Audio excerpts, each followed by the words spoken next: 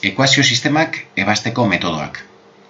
Aurreko bideoan, ekuazio sistema linealak grafikoki nola ebazten diren ikusi dugu, bai, eta sistemaren esanahi grafikoa ere ikusi dugu, bai, sistemaren soluzioa izaten dela bi ekuazio linealen ebakitze puntua. Eta ikusi dugu ere, soluzio bereziak daudela, izan daitekela ekuazioak ez izatea soluziorik, hau da, ekuazio lineak paraleloak direnean, eta ikusi dugu ere, ekuazio batek infinitu soluzio izan dezakela, hau da, bi ekuazio linealak bata bestearen gainean erortzen direnean. Kasu honetan ikusiko dugu matematikoki nola ebazten diren ekuazio sistemak. Eta horretarako 3 metodo ikusiko ditugu. Ordezkatze metodoa, berdintze metodoa, eta laburtze metodoa. 3 kontrolatu behar ditugu. Ze bat edo bestea erabiltzeak, segun gure ekuazio sistemak ze forma daukan, asko erresten digu ebazpena. Orduan, 3 erabili behar ditugu ekuazio sistemaren formaren arabera. Orduan, ordezkatze metodoa ikusiko dugu lehenbizi. Ekuazioetako batean ezezaguna bakantzen da, eta bestean ordeztu egiten da. Pausoka azalduta, izango litzateke, lehenengo pauso batean, bakandu ezezagun bat ekuazioetako batean. Guk erabakitzen dugu. Bigarren pauso bat, ordeztu ezezagun horren espresioa beste ekuazioan, ezezagun bakarreko ekuazioa lortuz. Ezezagun bakarreko ekuazio hori oso erraza denez ebatziko dugu. Laugarren pauso batean, ordeztu lortu den balioa ezezaguna bakanduta ageri izan den ekuazioan, beste ekuazioan ordeztu, eta horrela jokatuz gero sistemaren soluzioa lortzen dugu. Orduan, adibidetxo batekin hobetu lertuko dugu. Demagoan hemen daukagun sistema hau ematen digutela. Orduan, lehenengo pausoa da, bakandu behar dugula ekuazioetako batean ezezagun bat. Nik ekuazio hau aukeratu dut eta ekuazio honetan konkretuki x bakantzea erabaki dut. Zergaitik? Guztien artean, ezagun guztien artean, guztiek daukate koefizienteren bat biderkatzen honek ezik. Orduan, hau askatzea da errazena. Ze askatzen dugunean, 3i hau minus 3i bestaldera pasata, 3i kenboz geratuko litzaiguke oso erraz askatzen da. Koefizienteren bat biderkatzen daukanean, adibidez, goiko espresio honek, x askatzerakoan lehenengo bi hau kentzen bestaldera pasako da, baina gero biderkatzen dagoen 3 hau zatitzen pasako denez zatiki bat sortzen zaigu. Orduan, aukeratu behar dugu egotekotan bat biderkatzen daukan ezezagun hori askatzea. Eta gero orain, behin ja askatu dugunean, espresio simpleago hau ordezkatuko dugu x agertzen den beste lekuan. X 3i kenboz denez, 3i kenboz ordezkatuko dugu hemen x honen lekuan, eta geratuko zaigu ezezagun bakarreko adierazpen hau. Eta ezezagun bakarreko adierazpen hau askatzen oso erraza da. Orduan, i honela aterako dugu, i berdin 3, eta behin, balore hau edukita, i berdin 3 hau ordezkatuko dugu x bakanduta agertzen den ekuazio honetan, i dagoen lekuan. Orduan, i dagoen lekuan 3 ordezkatuz, hau geratzen zaigu, eta honek ematen digu x dela 4. Beraz, hau da soluzioa x berdin 4 eta i berdin 3. Edo, badakigu 4, 3 ere gure sistema, gure bi ekuazio linealen ebaki puntua dela, beraz, honela ere adierazi dezakegu. Lehenengo zenbakia 4 eta 3. Hau da, x adierazten duena, eta honek i adierazten digulako. Orduan, 4, 3 puntua. Ordezkatze metodoa erabilita, ondoko ekuazioa zuen kontu egitea nahiko nuke. Hemen, jarraian, gero konprobatzeko badaukazue ebatzita, baina zuen kabuz egin. Berdintze metodoa. Ezezagun bera bi ekuazioetan bakantzea eta ateratzen diren espresioak berdintzea da. Pausoka azalduta, lehenengo, bakandu ezezagun bera bi ekuazioetan. Bigarren pauso batean, berdindu espresioak ezezagun bakarreko ekuazioa lortzeko. 3, ebatziko dugu ekuazio hori. 4, ordeztu lortu den balioa beste ezezaguna bakanduta den espresioan. 5, horrela jokatuz gero, sistemaren soluzioa lortzen da. Adibidetxo bat. Lehengo sistema bera, baina kasu honetan berdintzen metoda. Orduan, lehenengo pausoa. Bakandu behar dugu bi ekuazioetan ezezagun berdina. Orduan, hori da lehenengo pausoa. Zein, berdin, hemen, bai x eta bai ik daukate zenbaki bat biderkatzen, orduan berdin zaigu. Baina honetan lehen bezala, lehen ikusi dugu moduan, honek ez dauka zenbaki biderkatzen, orduan, hau askatzea errezago denez, bi ekuazioetan x askatuko dugu. Goiko espresioan geratuko zaigu 18 hau bestaldera kentzen bi, zati 3 ikusi duzu moduan, zatiki bat sortzen da.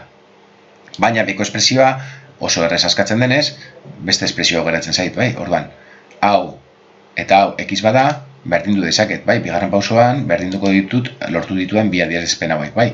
Eta berdinduta, ezezagun bakarreko ekuazio bat geratzen zait, eta hirugarren pauso batean, hau askatzea, baino ez dut egin behar. Eta honela, i berdin 3 lortzen dut. Lehen bezala, i berdin 3 hau, aurreko metodoan bezala, ordezkatuko dut x bakanduta dagoen adierazpenean. Eta horrela lortuko dut, hori, hemen espresio honetan i dagoen lekuan 3 ordezkatuz, x dela 4. Bai, orduan, lehen bezala, gure soluzioa 4 da, edo koordenatu moduan 4 Vale. Berdintze metodoa praktikatzeko, ondoko ariketa hau daukazue, bai, zuen kontu egiteko. Lehen bezala ere, gero konprobatzeko, hemen daukazue ebatzita. Laburtze metodoa. Vale. Hau ebazteko urratsak. Lehenengo, prestatu bi ekuazioak, komeni diren zenbakiekin biderkatuz.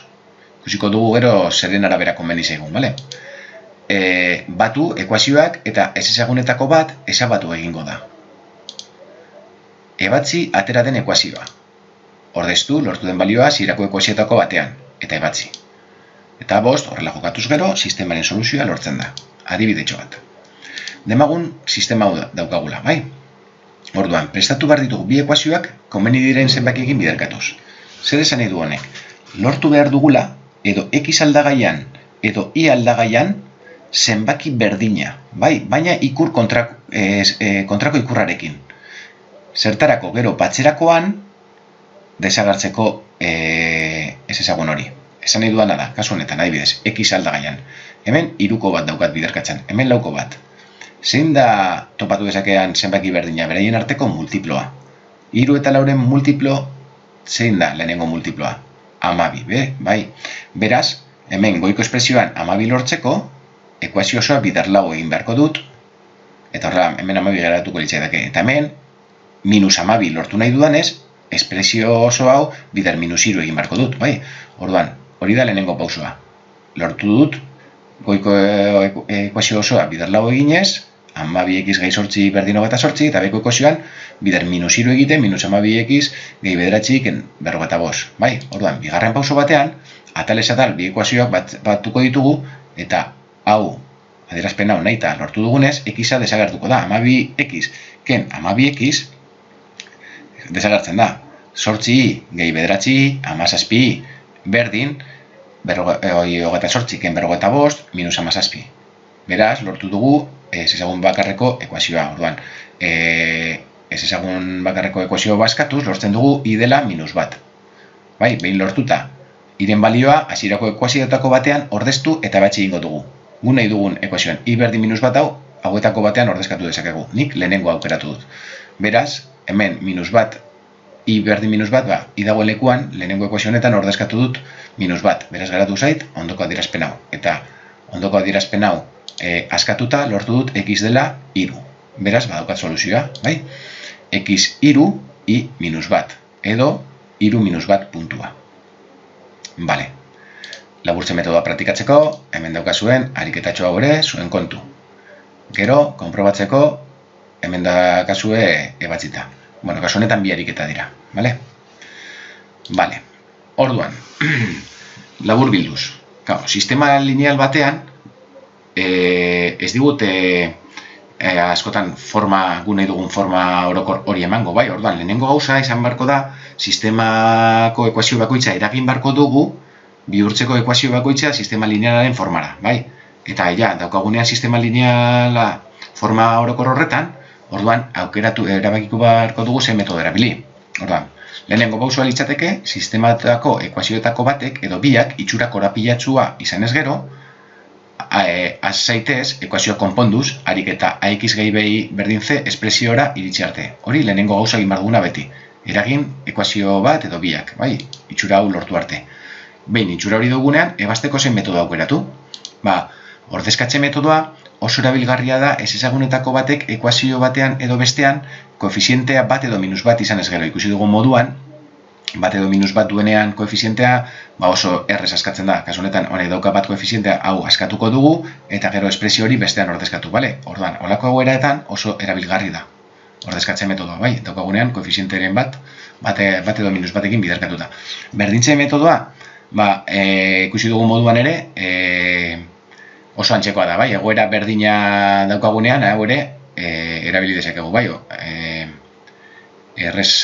hori, kasu honetan X askatuko dugu bi ekuazioetan ikusi dugun moduan, eta oso erabilgarria da ere, olako egoera bat daukagunean.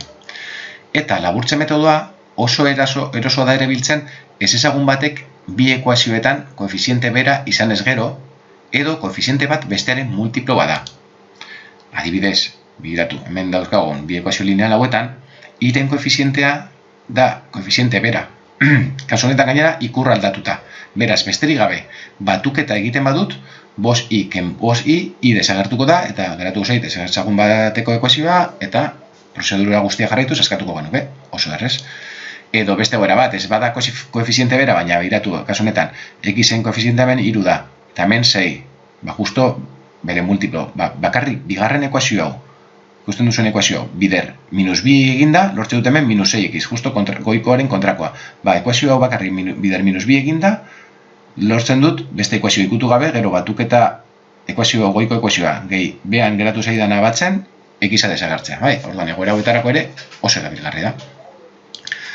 Orduan, laburbiltzeko, hemen dituzuen bi ariketatxo hauek zuen kontu. Lehenengoan ikusten duzuenez oso adierazpen korapilatsuak daude, eta zuek eragin barko dituzue adierazpen forma orokor hori lortu arte bi ekuazioetan, eta gero ja nahi duzuen metodarekin askatu.